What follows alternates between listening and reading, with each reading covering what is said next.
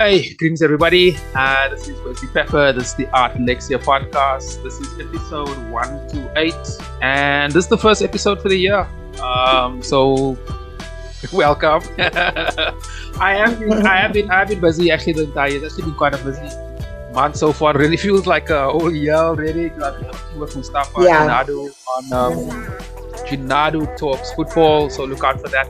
I will be adding that playlist to Art Lexcia Facebook channel.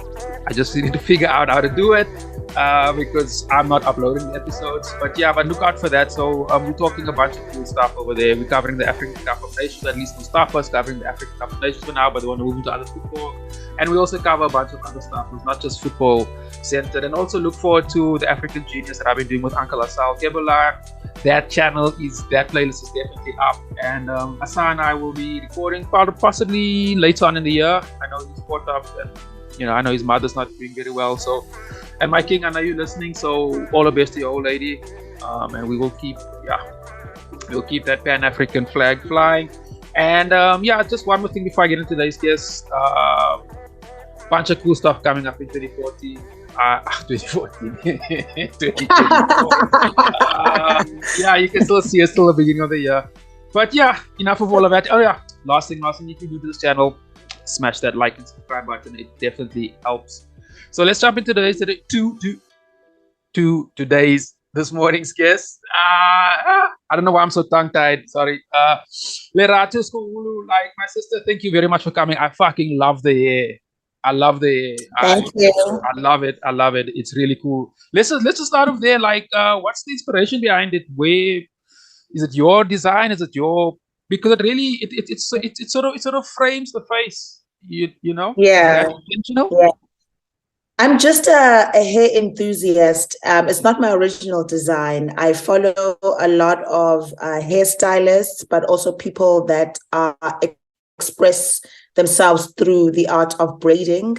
But it's just like following old school traditional African hairstyles, particularly from West Africa, East Africa. They had, even South Africa. But most of the time when it comes to like the designs and patterns, I'm drawn to West African kind of aesthetic. So I found a page where another lady had done the same hairstyle, but I think she was in America, and I was like, I really like this.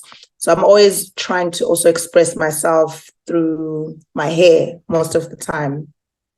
Well, I think it works. And I can see the nails look pretty cool as well. Do you mind just showing the listeners there? Yo! Yes. Tell us a little bit about that. I bought a carpet when I eventually found my first apartment in Cape Town from a designer. She's a textile designer, Bonolo Chepape. She's got like Ndebele kind of prints. She does cushions, carpets, scarves. She's designed, I think, Nando's as well. So the colors of the carpets they felt unique to me. And I'm like, I really want to carry this carpet everywhere I go. So I decided to put it on my nails. Basically, so every time I look at my nails, it's like I'm looking at art. Yeah, man. I think it's always important to. I always pay attention to things like that. Anyway, I thought it was really cool to start off with that. But let's start at the beginning, Lerato. I met you a bunch of years ago, and you were a dope ass spoken word artist. I remember you had a bit of a. I remember back then. This was almost 2010, 09, there and thereabouts. Long time ago. Yeah, I think 2011, somewhere there. Yeah, it was just around about the Football World Cup there and thereabout. You were very sharp, and you had a very. I remember there was this thing where I don't know, was it style back then? Because I remember a few other spoken word artists did it, where they had all these brands and they'll put these brand names sort of in a sequence, and it'll like form like a sentence and stuff. I thought that. Yes. So just for the listeners, let's start off from the beginning. Just tell us a little bit about your creative journey. Where did it all start? And you'll take it from there.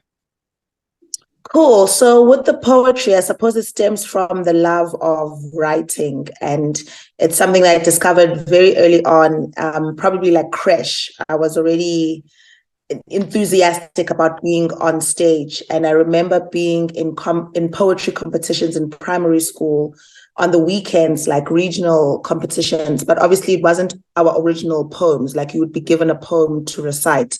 And my grandmother used to come to watch me. For some reason, I always came third, and it was befuzzling to me. I thought I was the best, but that's where the love of that's where the love of words came from. And throughout high school, I immersed myself into hip hop culture. I found that the way that I wanted to express myself was best expressed within the hip hop culture and medium, and the people I was following that excited me about writing. People like Dead Prayers, I think, really shifted my mentality in terms of what you write about and your stance on the world. And so I would say writing was my platform of, I guess, releasing my thoughts to the world and what I thought of being Black, especially in this world, being Black in Durban, being a woman, and being an artist. So essentially, that's where my journey started. And then coming to Joburg after I studied acting. So after I started acting, I came to Joburg to try it out, but I think I didn't have a plan. I was just winging it. And I don't think Joburg is a place where you can wing it because people are serious. Yeah. You need to know about your business. But to be fair, I was also 21. So I don't know. There's very few 21-year-olds that, I guess and you're so forgiven. I have to be. I've made up for it. So the first poetry show I entered was in Durban. It was run by a film maker and producer by the name of Tiny Mungwe, and it was called Coffee Sessions, I think. She's one of the first people that gave me that platform. So by the time I came to Joburg, I had already performed to live audiences. And then when I came to Joburg, I was trying to immerse myself back in that scene. But I was surprised that sometimes I got paid, because to me it was just like something that I do for fun, but people seem to take it seriously. And yeah, that's where the poetry started. Yeah. You mentioned something really cool there about Dead Prez. You're actually the first, to my knowledge, of my poetry guests that big up Dead Prez. I'm a huge Dead Prez fan. I think that album, Let's Be Free, it was 2000, 1999, there about that. The album was very influential in my life. It changed so much, and it definitely pushed me into the Pan-Africanist sort of space and train of thought. So tell us a little about the spoken word. So you were doing that for a bunch of years. You say you were, but the other point you made that I think was pretty relevant is like Joburg was a very serious space, and in the creative space, because it's so competitive and the money, there's a lot of money there. And so yeah, if you're not very, like you say, if you're not even have a plan, you're not focused, you get found out pretty quickly. So what was it that I guess, like, how did it change, or how did it shape you moving forward? And, what did you realize, like, oh shit, I must do this, or I mustn't do this, or that? Yeah. So because I never saw poetry as a career, I sort of had a very loose idea about it. I suppose I just liked being on stage and I liked writing, but I didn't have a plan of where do I want to take this poetry. But because I studied television, I always knew that whatever I do, even if it is poetry, it's going to end up on a broadcast platform. Yeah, man. But because I was basically fucking around, my parents were like, you need to come back home because we don't know what you're doing in Joburg. And they were right. So I moved back to Durban, and then for a couple of months, to figure out what do I want to do, because they don't teach you networking also after film school. So you're just thrown into the world and you don't know where to start, because it's not like you're going to get your first role unless you have been trained to be like, okay, I'm going to get an agent, I'm going to audition, I'm going to da-da-da-da-da. And I didn't really have that information, or I didn't pay attention to that information. So I moved back to Durban, and then there was a radio station down the road from my house, a community radio station. And I used to walk past because I got into a very depressive episode when I moved back home. I felt like I had failed. My friends were getting their first jobs and their first cars. And I just had this performance degree, and I really, hadn't amounted to anything after that other than performing at small clubs in Joburg. So as a way to get out of that depressive state, I started working out, and I would pretend that the workout was my job. So I would wake up at the same time everybody wakes up to go to work, and go to gym, and they had free Wi-Fi, and I would write on there. And then I got into long format writing. I used to write a couple of articles for an online publication called Mind Map Essay that was also about the entertainment culture, but predominantly in Durban. And so the writing started to happen more frequently. And eventually I worked at that radio station as a content producer. So I was producing all the shows from 6 a.m. to 24/7. And that was a really great learning experience. And then I discovered that, okay, I like poetry, but I don't think I'm going to pursue it professionally as in write an anthology. I'm going to redirect it to content producing specifically for radio. So, and I really enjoyed coming up with concepts for the shows and names for the shows and just, the conversation part of the poetry. So that's when I feel like, I got serious about my career, and I took it seriously, even though it was a community radio station. It really helped me with the ethics side of the business, that, people listen, and you need to take the art seriously. But so that's how it branched off then away from poetry. I want to raise a point there. I know another poet. I won't go names well, there's a reason for that. Anyway, he once mentioned that poetry is sort of like I would say the very basic, or the I guess very rudimentary, very basic form of writing. In order to become a very good writer, it's very good to start off with poetry to sort of understand how to use language, how to use words. Do you relate to that? Do you think that poetry made you, or writing in poetry verse made you a sharper writer and made you understand the language and so forth? No, I think it's both. I think as a if you're interested in writing, poetry is the foundation, or the foundational phase of where you start, because it's creative. You have a poetic license to shift and change the words how you see fit. So I do agree that it's the foundation of writing before you delve then into either commercial writing, long format writing, or novels and such things. But some poets are so, what's the word?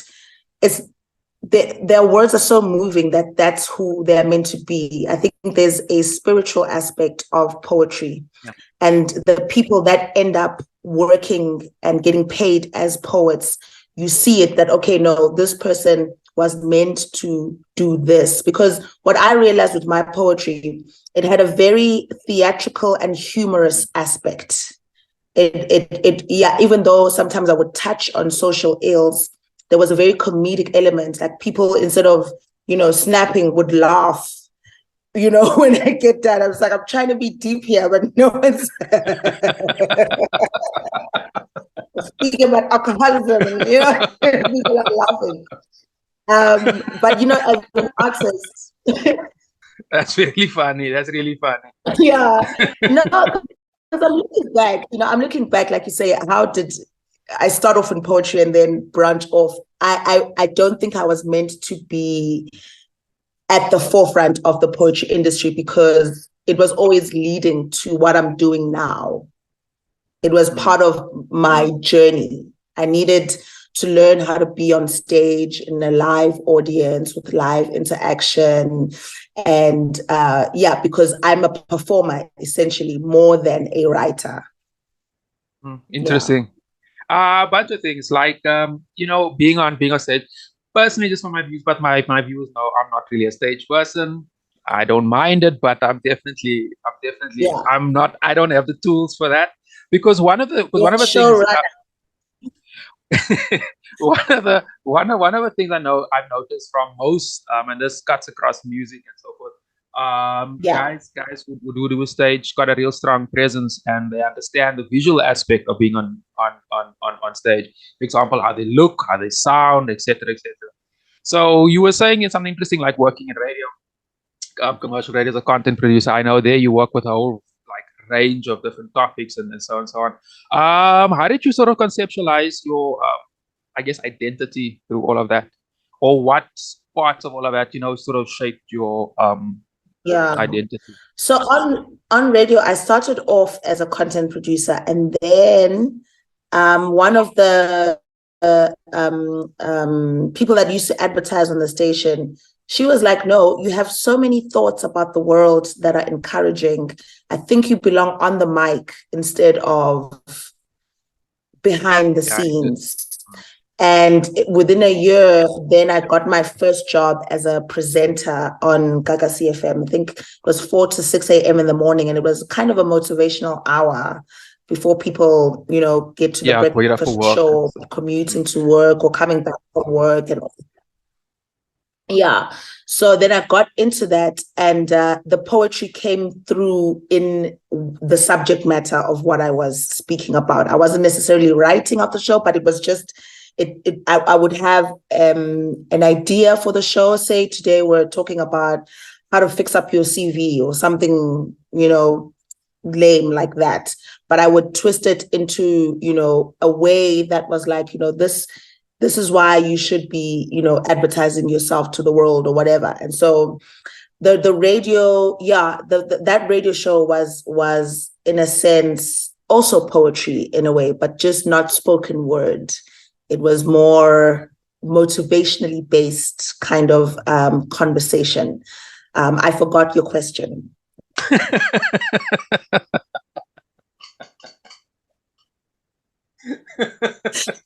No, don't worry about it. It's not it. This is not SABC or ENCA where you don't follow script and you sort of get nah. Yeah. Actually, I was gonna ask you something.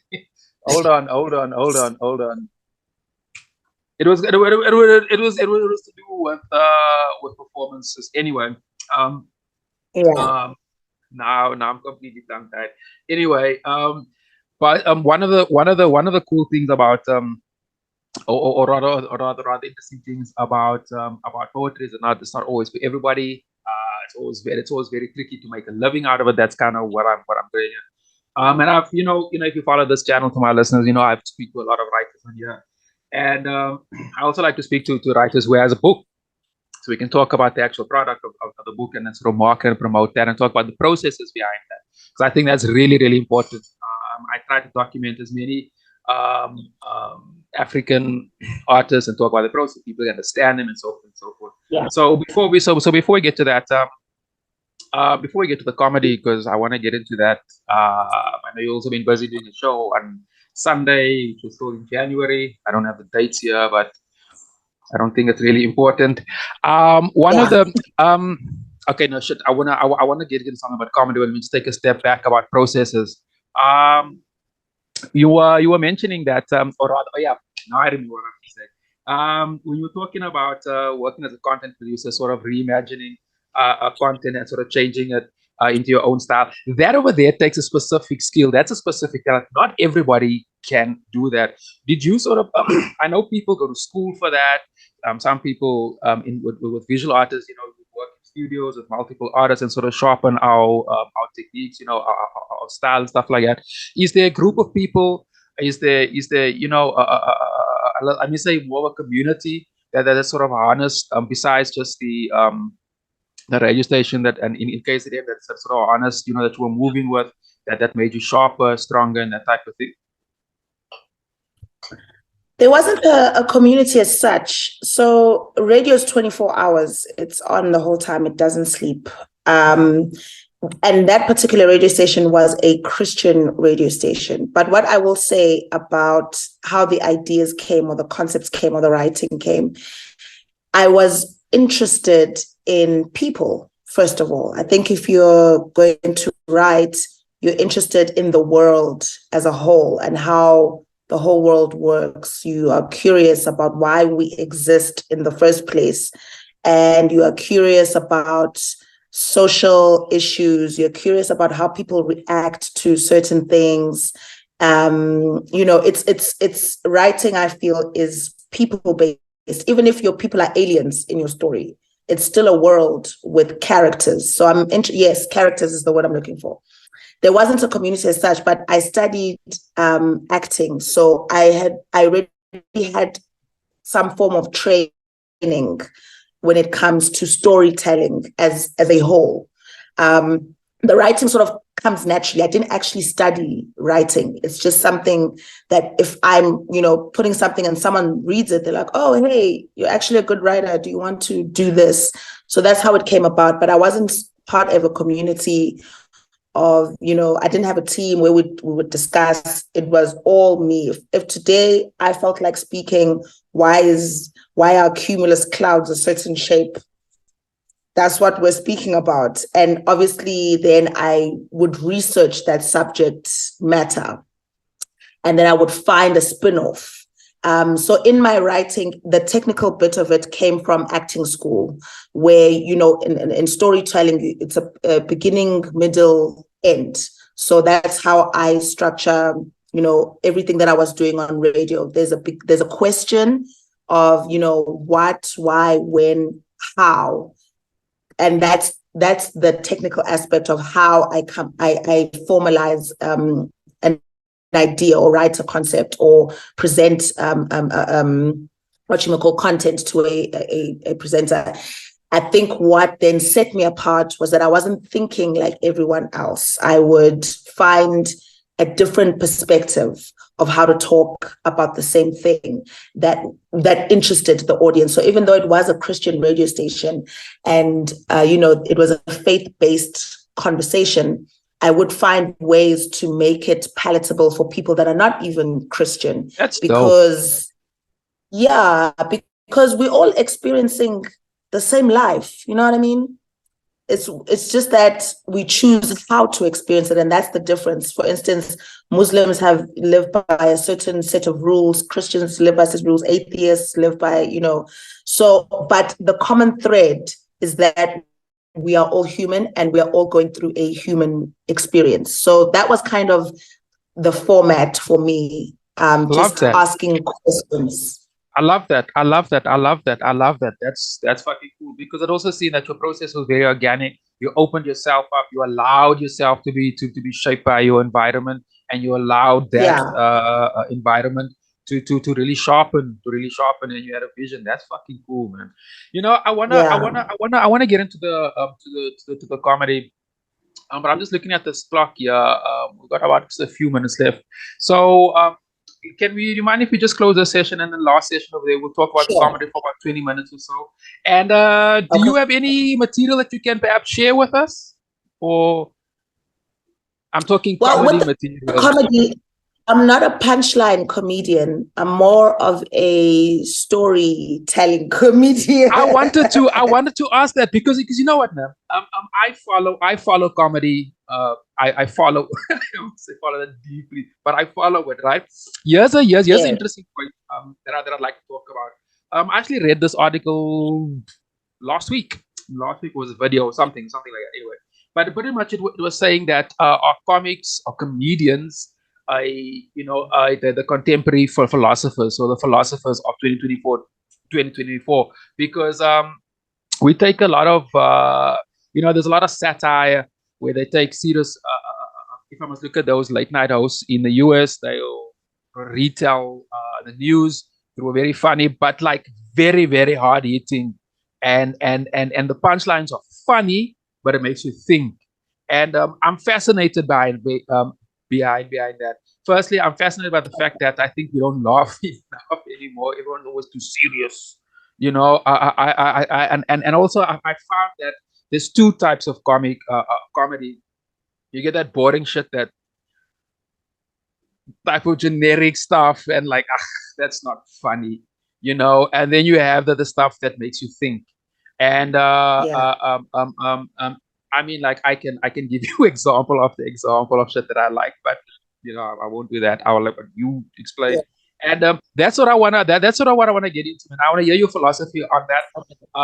And then moving forward, of course, like we're still early in the year, and there's a bunch of stuff I want to ask it on that, but like I won't give it all away. My Okay. sister, let me just So close shall we this. I'll close send the you. session and then come Yeah, back? man. Yeah, man. Okay. All right. Okay, cool. Yep. Cool. Let me do that. Let's get straight into it. Okay, Lerato, thanks, man. So like I said just before the break, I'm really interested in the psychology of about behind comedy. So explain to me what's your take on comedians being the philosophers of 2024, or at least of the 2020s? Do you believe that? Do you agree with that? Yeah, for the most part, I do agree. I mean, look, I'm still a baby in the comedy industry, so I'm still also figuring out my voice and what I've got to say and I was gonna get to that. my philosophy, basically. But the comedians I follow, I think there's two, well, probably more types, but I'm going to focus on the two. The ones that are considered the philosophers of our generation, and the ones that are just, all about the laughs, that are just super funny about life experiences. And the ones that are sort of more philosophical, it's satire, I think the proper name for it. They do satire.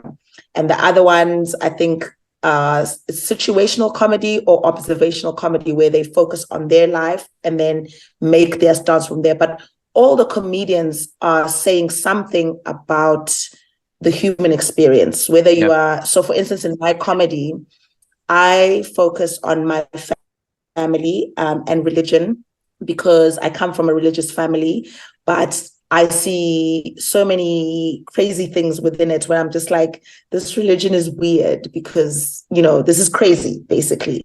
So that's my stance on that. But I also talk about sexual liberation a lot. And I think even in my poetry, that was the subject matter that I was drawn to.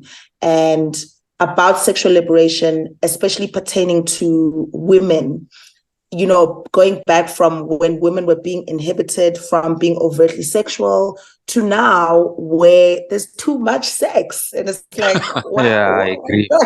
I agree. But when I started comedy, I didn't have these thoughts that I have now. I didn't know what I was talking about. I was just talking about my experience as a person. But the more I perform, the more I do it, I'm like, oh, okay. I'm discussing the Kardashian age is what I'm discussing. There's something to me that is now unsettling from a person who maybe was, promiscuous, or the world now encourages you to be an explorer and be promiscuous, to the end results of promiscuity and this sexual liberation that people are always, discussing.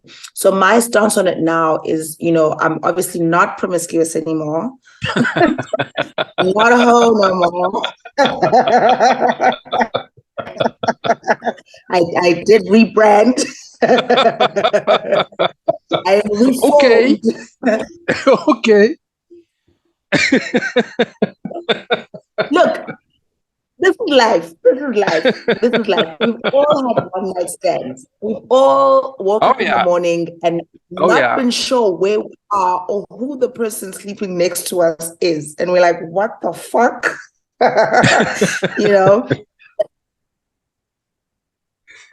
So yeah, my discussion point for the comedy, I'm back to the philosophy part. I think that's eventually, because I'm building up to my first one-man show, because I'm a baby. That's kind of like the process of comedy.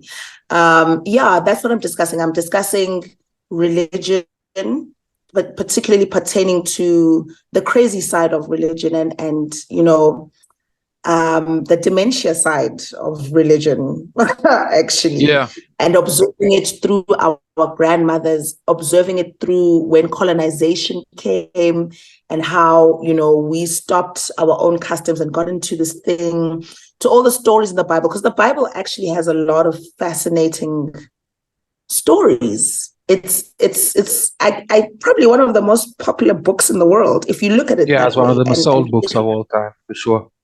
and take the faith aspect out of it and just look at this crazy shit. Like someone was stuck in a whale for 3 days. Damn. Let's imagine it. How did he breathe? How do you breathe in a whale? Like, how do you breathe? Like, how do and where do you go to the loo? Like, what do you do? Like, you eat? You know what I mean? But right down to, I used to work at a church as well when I was, down and out. I was a PA for a pastor, and I saw the underbelly of the church, and it was so interesting to me, like people casting out demons and exorcisms and, this world where there's these fantastical creatures called demons, and they have the power to sap your life force. And so, yeah, I'm discussing, I guess, how I see it and the crazy side of it. I don't consider myself Christian, but because I was brought up in a Christian way, my core beliefs are rooted in Christianity, even though I'm not a practicing Christian. And then the Kardashian age, online now, it's bums all day, every day. There's, women and men are wearing less clothes. And I'm just asking myself that, was this what the liberation was about? I don't think so. I don't know. Yeah, there's a danger to it. What's your take on that song? I'm talking about the sexual age wet, what is it? Wet ass pussy. What's this called? Cardi B, or was it Cardi? Somebody like that. One of those.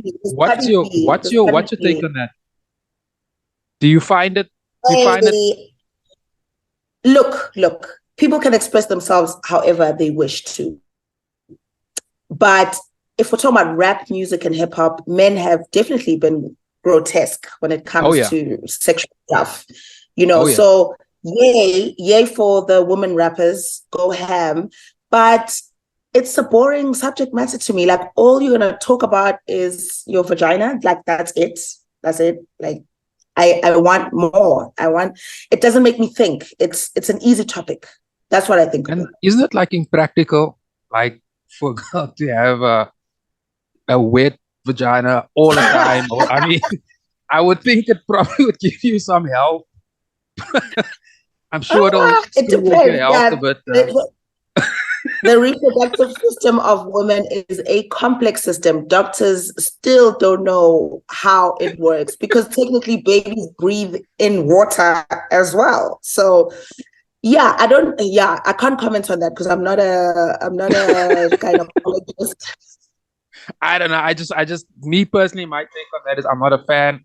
I find it's sort of, actually, I think it takes away from a few things that a lot of men respect about women. Like, if a woman just flashes a vagina in your face the whole time, it's like eating biscuits every day. I like biscuits and I eat it every day. After a month, I'm tired of it. Yeah, it's a boring subject matter for me. I want more, especially when it comes to hip hop. It's writing based. I wanna hear bars. Yeah, man. I want to hear, So in that sense, of hip hop, I'm still drawn to old school hip hop. Even the new kids that are coming on, I'm checking for the writing aspect of it, actually. So I find talking about sex the whole time and talking about your reproductive organs the whole time, I find it easy. It's lazy. It's lazy. I agree with you. I also think it's lazy writing. And the same goes for dudes. And the same goes for dudes. Like, you keep everybody show their body. Everybody, all of us, we all have these things. No, I agree. And I'm actually think, they don't. That song doesn't make you think. You listen to it, maybe you'll dance and be great, and then it's done. No, I completely. In fact, we can do an entire episode, in fact, a series on that, because it sort of ties into, you have these days, the musicians have TikTok challenges. There's this one, I'm sure we pour water down your backside and shake your backside, and that is perceived as being fun song. Wow. I don't get it. Pouring water down your backside. I don't get it. I don't get it. Not all arts make sense, but it's just pop, man. It's pop music. I mean, Britney Spears and your Christina Aguilera's and your Madonnas were also doing weird things. I think that's part of I think that's the machine of the music industry. I don't think there's too much thought. So where does it doesn't and it's formulated so it is designed to be the same. So where does where does your comedy fit in all of that? So are you talking about? I mean, there's so much to talk about these days. I mean, we just had a pandemic a few years ago. We have elections. Actually, not just in South Africa, we have in the States. We have in UK. I Yeah. think it's a very politically charged year. There's going to be very politically charged year. Do you touch on those things? Are you trying to? Do you have an opinion on any of this? Your comedy reflecting that? Yeah, I don't talk about politics yet. Not that I'm not interested. I just don't want to comment on that. I'm not, yeah. So my commentary is on, for instance, the subject matter that is interesting me right now is scamming and how normalized scamming has become, with your Tambo That's a good betters one. and your crypto That's a, guys and your yeah, Forex yeah. people. I'm interested in that. So, but in my set, I related to myself. All my comedy is a personal story and something that actually has happened. And now I'm observing, that event. So for instance, my grandmother right now has dementia. But before she had dementia, I felt like she was a bit of a scammer within the church. So what I'm saying is that scamming has been around. This is not the first time we are seeing people that are scamming life. And sometimes you have to scam to survive, Hey, you got to do what you got to do. You got to do what you got to do, especially as a Black person. Like, you get, I'm going to speak about Black people in like the corporate industry, for instance. You get in there and it's already set against you and you have to find tricks to maneuver so that you can, get paid and work. And, so I'm observing the art of conning and scamming, especially in entertainment, because ultimately entertainers are selling a dream. Yeah. That's why then people are surprised when an artist dies broke. And I'm just like, but this was a dream. It wasn't like real. And also, we're all liars, eventually. But also, now I forgot what I wanted to say. Oh, art hasn't always been lucrative. And this was something that my partner reminded me of. He's also an artist, but he's a serious writer. He's like discussing, like, he's an intellectual. Very serious, very serious. So he was saying to me, it's weird how people get amazed that artists are broke. Art wasn't a lucrative thing to begin with. And when I read up on it, back in the day, if you're an artist, you were on the same scale as a prostitute. You were not respected. It was not a medium that was taken seriously. Even though, your Shakespeare's performed for kings and queens, they wrote all these things, it still was a job that was looked down upon. It only became lucrative when broadcast media came and advertising came, and that's when people started making money. So essentially then, art is not money-based even. It's just, like you say, the philosophers of this world are artists, and it's meant to shift a mindset. It's almost like you're a preacher in a way. It's not, yeah. And if you get money out of it, if you get paid, and great, because your gift should help you to be self-sufficient. But yeah, I think, my subject matter right now, I'm discussing scamming, but I haven't developed it. I've just started touching on it and observing women in the church, because women are also tricksters. Women are big tricksters. Tell us a little bit about how would you identify, let me say, a story or something that you want to write comedy, write a joke about, and can you give us like an example? Because the thing about your grandmother with the pictures. So it happens in conversation. Yeah, no. So the gag of the joke is, I'm not going to do the whole set, but the whole gag is that I think she used to scam the US aid. Oh, wow. She's got my support there. And she wrote to them, I once found documents where she had registered a church, and I was the Sunday school teacher in the church, but the church doesn't exist, for instance. It exists in the spirit. Oh, And she would always be wanting us to fill in these forms. And I remember the one form was written USAID. So she had told the USAID that she's a widow raising orphans in the whole of Africa. sure. And some of those orphans were us. And I remember one particular day where white people came, and I think they were from the US, and I can't remember, I was like 15. And she said, yeah, these are the orphans I'm looking after. And she pointed. So I haven't confirmed it because she's obviously older now. So I think she was scamming the USAID. And I'm just like, grandmother.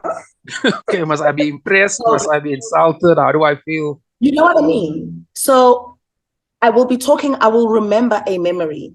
And then I'm like, oh my word, this is so cool. Sorry. Oh, did I go away? Okay, I'm back. No, you back. So how I write, I will have a flashback of a memory of something that happened. And I will be in conversation with someone. And I'll say what I say, and then they laugh, and then we discuss that subject matter further. And then when I sit down, I'll take a note. I'm like, oh, okay, that was funny, but what is the point of the story? What is the story arc of this joke? And particularly with this one, with the USAID people, then how it's structured is tying back into the present day where we have your Tabo Besters and your Forex people, and how now it's so normal to be a scammer. And I'm just like, life has also, the economy and capitalism has pushed us to be these people that if you're in a corner and you need to feed your kids and your family, I'm not excusing scamming, but rather discussing how scamming has always been in society. Like, that's interesting. I never thought of it like that. That's interesting. That's interesting. Yeah, so I'm still developing it, but for now I've just started at that story of my grandmother and relating it to church being a scam, to the USAID being a scam. Everyone's making a buck, and the biggest scammers of all, obviously, are white people. Essentially, I'm discussing that scam. Yeah, well, I can't wait to hear that. I'm discussing that scam. That's just the scam. That is a scam. That is a scam. Race or race class, classifying people race. That's a fucking scam. Colored people. The whole thing, working 9 to 5, having 3-day weekends, junk food. It's just the whole thing. But yeah, so I will be in conversation. My process through that, I'll be in conversation, and if I feel like, and I remember that memory, that was super funny, then I'll go back and then I'll write it out as I will perform it, almost like a conversation, and I'll write it exactly how I would perform it. And then if I feel like I need to research more, because jokes also evolve, it doesn't stay as, one thing. You say it differently every time you get on stage, but you have the same beginning, middle, end. And obviously my punchlines are always at the end. I'm more of a builder up to the punchline, and maybe you'll find punchlines in between. Let me ask you that. What's the difference between writing quick jokes and longer jokes? What's the difference? Or I guess which one is tougher? Or look, I won't diminish the punchline comedians. It's hard to write a gag. It is hard. I think it's a strength thing. Where are your strengths? And for me, because I started out with the poetry, for me, I'm more interested in the story of it rather than I'm trying to make you laugh. I think the laughing, yes, it's funny, but let's talk about this is my stance on it. But both work. The gag comedians work, but you need a gag anyway. It's not to say that I don't have punchlines in my story. I do, but I've just noticed that it's not my strongest thing yet. Maybe it's because I'm new as well. Maybe I'll get to a level where I'm able to do quick. But for now, I'm still pretty much a long format kind of comedian where I want to, this is how it started, then this is what happened, and then boom. Interesting. Yeah. Interesting. Yeah. Lerato, thanks, man. Let's wrap it up. Can you tell us, it's still January. It's still Yes. a whole 11 months of the year. What do you got planned for the rest of 2024? To be dope.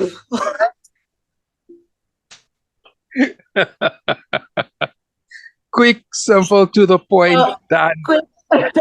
No, my plan is to get more serious this year. After the showcase last week, Sunday, I realized because I'm talented already, I'm very relaxed when it comes to, my craft. So this year I'm trying to be a little bit more disciplined as an artist, to write more and to practice, definitely practice more. I want to do my first 30-minute show. That's the plan this year. So I'm gearing towards writing that in the beginning of the year. So far, that's my main goal in terms of comedy. The other stuff is the bill-paying stuff. So I do voiceovers. I'm pretty much in the advertising industry. And then obviously trying to get back to acting because I still like it. And I've been able to get a few roles here and there. But what's missing is just the discipline of it. Because I was in a commercial space, I realized I was caught up in the instant gratification of creating content, because radio is like, we're moving. It's a sausage factory. Where now I work for myself and I have time to not be a sausage factory. And so I have to now retrain myself to study again. I think that's what that's my plan this year, is to study my art, to be more, to evolve it from just a quick instant gratification, thing. Because I want it to last as well. I want to make impactful work. I want to make meaningful work, because the commercial stuff is, the pop, There's a bit of a delay in broadcast there. Hello? Some of our listeners, there's a bit of a delay in the broadcast. Lerato, you there? Hello? Yeah, there was a bit of a delay. There was a bit of a delay there. It happens. Okay. So, I just want to be more disciplined. That's the plan for this year. So, where can my listeners check out any of your work? YouTube channel, websites, social media pages, etc. Social media pages is Rapunzulu, Rapunzulu, on all social media platforms. We have a show once a month in Cape Town at a venue called Selective Live on the last Wednesday of the month when payday's around. That's very strategic. I'm the host of that show, so I normally curate a 4-man lineup. So, the comedians spend about 15 minutes on stage doing their set. So that happens every month until November. So the next one is on the 31st of January in Cape Town. And then when is this going live? Probably tomorrow? No. That's a good question. I will. No. I'm recording. I'm doing another recording with another brother later on this afternoon. So I'll work on this evening. Because it's the first one for the year, I'll definitely put it up before Friday. Because I was going to ask you to send me details to this gig over here, and I'll put it, I'll package it with the, so this episode goes out before that. So, yeah. Okay. Yeah, the next show, the promotion, I guess, if you ask me to plug something, is Selective Comedy. You can access it through my page or the venue's page, which is Selective Live. But I would suggest maybe my page, because the venue has other gigs going on. But every last Wednesday of the month, we're at Selective Comedy in Gardens in town. Okay. That's where people can catch it if they want. And then I'm trying to go national this year as well.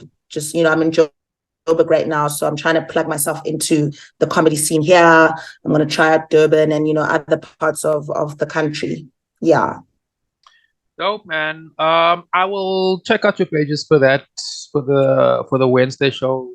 Say 31st. That's next week. The I'll poster's definitely already publish. out, so Okay. yeah, I just So released it this yeah, I'll morning. put that all in the description thingy there. So to my I'd listeners, appreciate that. all of that for sure, man. This was a lot of fun, Lerato. This was fun. This Yes, was fun. always. I loved the fact that you sort of opened yourself up. I think it's a very matured thing, and I think a lot of artists and writers can sort of relate to that, where you might not exactly know where you are in the creative space, but you open yourself up and you let the influences sort of shape. Try That's it. dope. That's dope, and it's Yeah. brave. Not a lot of cats got the I mean, strength I and the quit my job stamina to to become do a that. comedian. Yeah, yeah, it's very interesting, and we've got such a lot to talk about, man. I enjoyed this too much, man. I'm definitely Yeah. gonna keeping an But eye yeah, out. I'd say just to wrap it up, sorry to cut you. Just I Go for guess it. a lot of artists don't we all have more than one gift. And I think everybody should at least try to explore the other gifts. Even if one gift is the one that's at the forefront and paying the bills, we have multiple gifts. And I feel like this is the time to try. If you're interested in something, if you feel like you've got a knack for something, you can only discover it. And who knows, when you discover it, it might just, like for me, it was a eureka moment. It was like, oh my God, I've been funny all my life. How come I didn't know this? How come it? And then it made sense. It was like, oh no, I had to be a little bit more mature to handle then, you know, my voice. I Because respect if I that. was a comedian at 19, oh my God, diabolical. Yeah, you're probably doing something else now. Yeah, Oh my God. everything has its time, or everything works on its own time, and only Yeah. artists really understand and appreciate that. Trust So the process, as the oh cliche yeah, goes. oh yeah, As oh the yeah, cliche goes. Yeah. Yeah. and that Thank you cliche so much is as well for having true. me. It was really Short man, fun. this was fun, man. Yeah. This was a lot of fun. Good This to was a lot of fun. reconnect again. Yo, I bumped We into shall. I Pardon? bumped into Oh yeah. Lazarus. He's also in Yeah. Cape Town now. He's doing well. I mean, he's all over the world all the Yeah. time. He's doing artist for it. His poetry has taken him to copywriting. So yeah. Les is doing pretty well. And he's Yeah. been actually. It's also interesting if Yeah. I'm just look at most of the poets from I guess that time when I met you, That where guys era. are when. It's interesting. Yeah. It's interesting. We will definitely reconnect again, and it'll be cool if you've got a like a major production or gig coming up. I'm also very experimental on this platform. I want to do more Okay. sort of like live, so you at the gig. Like with visual artists, I like them to go with a device in the studio. I like my Yeah. viewers Yeah. to get a real taste and sense of what the artist's face, the creative process. I think that's really important. For sure. And also, just in closing, like I mean, I didn't tell you what I'm doing, and I've sort of pivoted into the entrepreneur space. Look, man, COVID fucked up everything for me, and I won't get into Yes. the blah blah blah blah about it. So I've got a tech startup now, and we're developing an app. I've been talking about that for 3 years. We've actually been working on it for 3 fucking years. Yeah. No, it takes a lot of time. It takes a lot of time. A lot of resources, and the idea is to have a sort of a platform where artists can stream gigs. We have VR rooms, so if you've got a comedy gig, and I want to watch you, I just snap on my headset and I'm live there with you. I'm interacting. That's a dope idea. Yeah, man, tech. I'm really stuck on the whole fourth industrial revolution thing. We have AI that is a moorse game changer. It's already, I mean, people are already writing movie and TV scripts using AI. It's a real collaborator. I'm judging them. You're supposed to. But I'm trying to cover sort of both sides of the coin. To see how artists can collaborate with it, and I'm trying to develop tech that where it's a collaborative tool, not competition. Because if you go up a competition against tech, you will lose. Especially us here in Africa, we just don't have the resources. So I'm doing a bunch of that, and obviously the podcast, and that forms part of the That's sort of the amazing. support system It that come I'm to fruition. That's really amazing. Yeah, man, dope, man. And you know, man, like I was looking for comics, but like people who are actually funny, not people who think they are funny, because I also got a very specific taste. I don't I laugh love how people are like, as soon as you say you're a comic, and they're like, "But are you funny?" I'm like, "No, duh, shit." It's sort of like you if ask people poets, find that you're a visual artist and they ask you, "Can you draw me? Can you draw me?" Yeah, Like, people must respect arts, man. Even when you, like, it's like, "Oh, tell me a joke." It's like, no, would you go to a doctor and say, "Operate my arm so I can see that you're a doctor"? The fuck? You see, that's why we have this platform so people can understand. Like, don't ask that shit. Don't ask me that No, shit. Just come to my gig. If you pay me though, I'll show you. Lerato Rapunzulu, thank you very much, my sister. It's still so kind of early in the morning here. Enjoy the rest of your day. And I will be in touch with you with regards to when this episode go live. It will be in the next 2 days. It will be before Friday. Amazing. Thank you so much. One love, my sister. Good week. Have a good year. Let's go. Once again. Shop. Bye.